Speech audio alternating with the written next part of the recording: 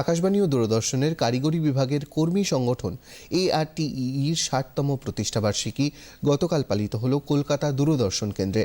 এই সংগঠনের সদস্য ও পদাধিকারীদের উপস্থিতিতে সংগঠনের পতাকা উত্তোলন করা হয়। উপস্থিত পদাধিকারীরা জানান কর্মী কল্যাণে সংগঠনের গুরুত্বপূর্ণ ভূমিকার কথা।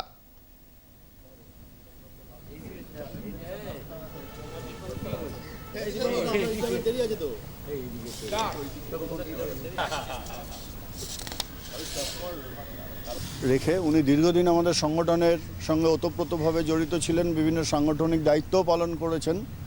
তার কিছু মূল্যবান মতামত।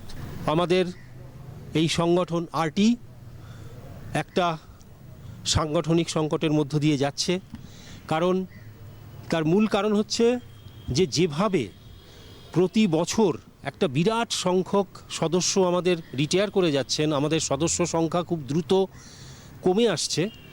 সেটা যেমন একদিকে আমাদের সংগঠনের একটা সমস্যা তৈরি করছে, মানে সাংগঠনিক শক্তির জায়গা থেকে কথাটা বলছি।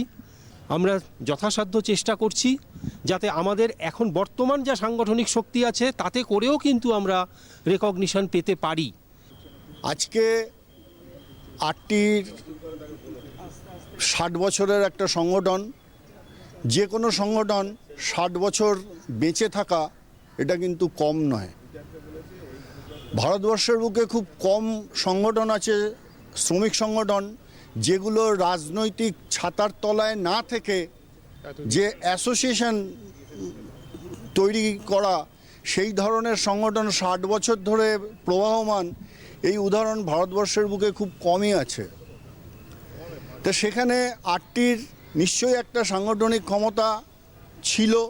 পূর্বতন যে সমস্ত নেতৃত্বরা আরটিকে নেতৃত্ব দিয়েছেন, যে ব্যক্তিরা, তাদের সকলকে আমি আমার অন্তর থেকে শ্রদ্ধা জানাচ্ছি এইভাবে সংগঠনের মহিরর যে বীজটাকে বপন করার জন্যে।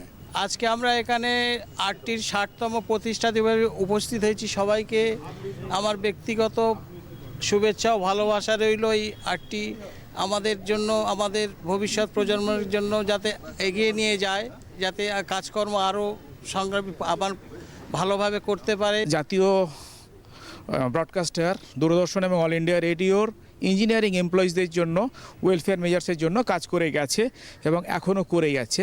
বিভিন্ন কারণবশত এই মুহূর্তে আমাদের সদস্য সংখ্যা কিছুটা কমে গেছে সরকারি কিছু পলিসির জন্য, কিন্তু আমরা এখনও পর্যন্ত যে কজন আছি এবং সংঘবদ্ধভাবে আছি এবং ভবিষ্যতে আমরা সংঘবদ্ধভাবে কাজ করে যাব। আমরা চাই সবাই সংগঠনটাকে একসঙ্গে রেখে একসঙ্গে কাজ করে যাব এবং ওয়েলফেয়ার মেজার্সের আরও এগিয়ে নিয়ে যেতে পারবো।